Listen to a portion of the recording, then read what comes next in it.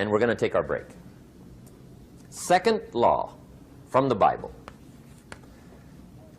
This one we've heard since we were small, I'm sure. It's called the law of sowing and reaping. In fact, we've probably heard it so often we could quote it. It says, whatever you sow, what? You shall reap. Fairly blunt, hopefully clear.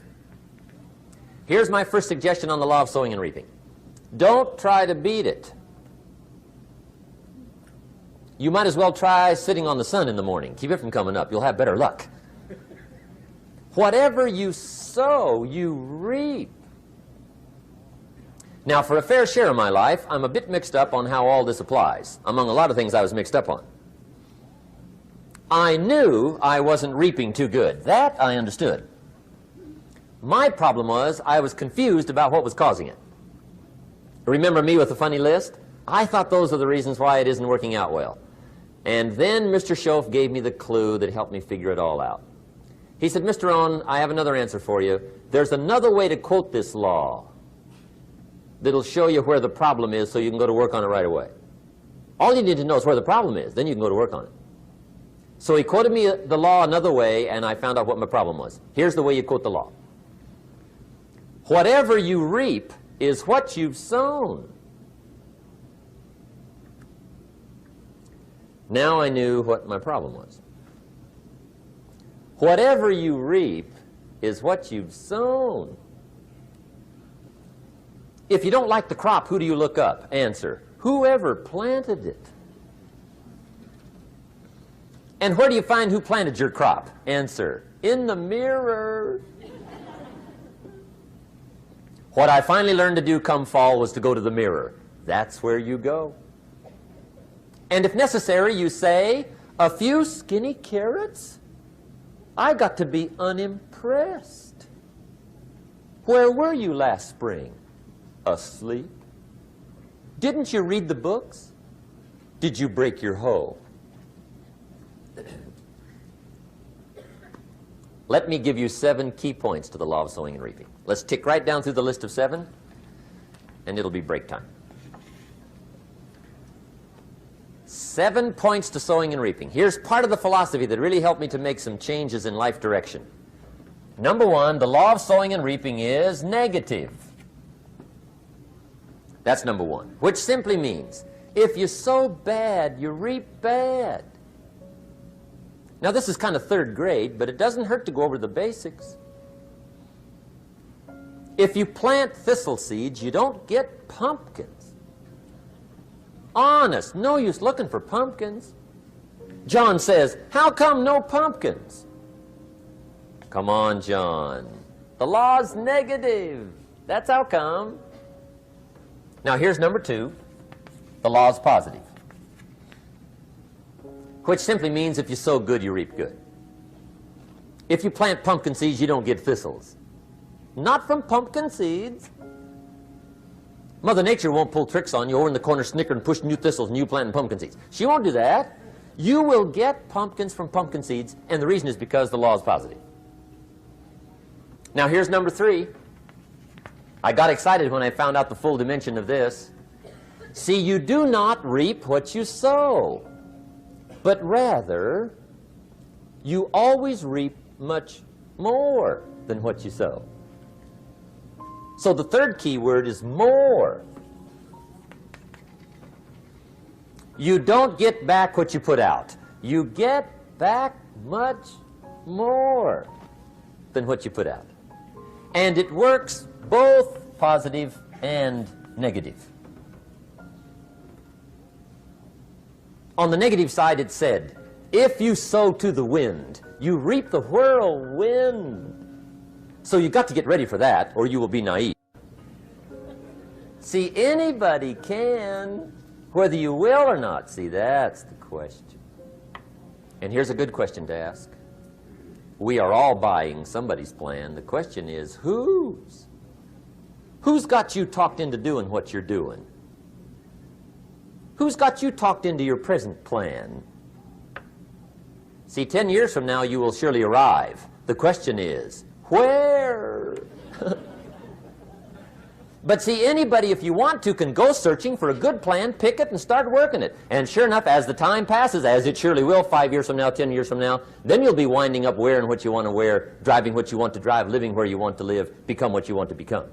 But now's the time to fix the next 10 years. And who can? Anybody. Here's number 6. The 6th key to sowing and reaping. This is leveling with you now, as we promised to do. There's one thing better than the truth, and that's the whole truth. And here's part of the whole truth of the law of sowing and reaping. Number 6 is, you could lose. There are times when you just lose, no matter what you do. It's that kind of planet. You reap what you sow, yes, but... What does that mean? Yes, but, well, the farmer plants his crop in the spring, takes care of it all summer, loves his family, works 10, 12 hours a day, 6, 7 days a week, is an honorable man. Come fall, he's got a beautiful crop, and he deserves every bit of it. But the day before he sends the combines into the field, a hailstorm comes along and beats it all in the ground. Which means you lose. Somebody says, well, what did he do wrong? Answer, nothing. It's just that kind of planet. Sometimes it's going to hail on your crop and rain on your parade, so you got to get ready for that or you will be naive. That's just part of the life arrangement. And don't press me why. I was not in on some of the original decisions here, so I don't know how it got set up. But there's just times, sometimes you lose. That's part of life. But now here's number 7. The 7th key to sowing and reaping. And it goes like this. It's just another way to quote the same law. And it goes like this. If you don't sow, that's just another way to quote the law. If you don't sow, what? You don't reap. You don't even have a chance. So if you looked at your game plan tomorrow, you might come to the quick conclusion, I got to get some sowing going. How true. Get you some sowing going. And remember, you've got plenty of time. You've got all the time there is. Some people spend enough TV time to make a fortune. The latest article on television watching in this country, according to the latest article, the average television is on in this country in every household 7 hours a day, called the Big 7. I asked a guy one time what his TV cost. He said about $450. I said, you forgot to look at the price tag. He said, what do you mean? I knew he was a TV watcher. I said, that television costs you, in my opinion, at least $12,000 a year. To watch it, not to own it. Owning it's cheap. Watching it is what's expensive. And I said, hey, $12,000 a year is too much to pay to watch TV. That's too much. Pay a little, but not $12,000. And he's the guy that said, I hope pay TV never comes.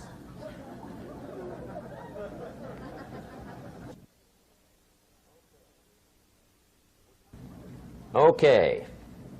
We're trying to cover an awful lot tonight, I realize that. But my time schedule is such that we just have to sort of give it all to you and let you sort the rest out. I wish we had plenty of time for questions and answers and that whole thing, but our time is just limited. But we are trying to go through an awful lot, I realize that. But looks like everybody's getting it. This is about the note-takingest crowd I've seen in a long time.